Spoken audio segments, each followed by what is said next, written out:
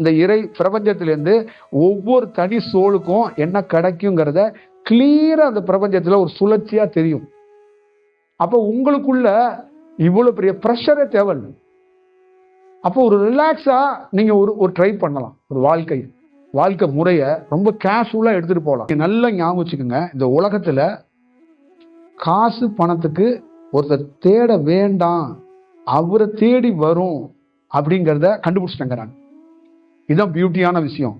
இப்ப நீங்க எல்லாரும் லைஃப்ல நாளைக்கு காலைல அடிப்படையா இங்க இருக்கிற நிறைய பெண்கள், உங்க கணவர் காசு தேடி போவாரு, அதுக்கு நீங்க சோறு சமைச்சு அவருக்கு கொடுக்கணும். இல்லைன்னா நீங்க காசு தேடி போவீங்க, அவரும் உங்களுக்கு ஏதாவது ஹெல்ப் பண்ணி கொடுக்கணும்.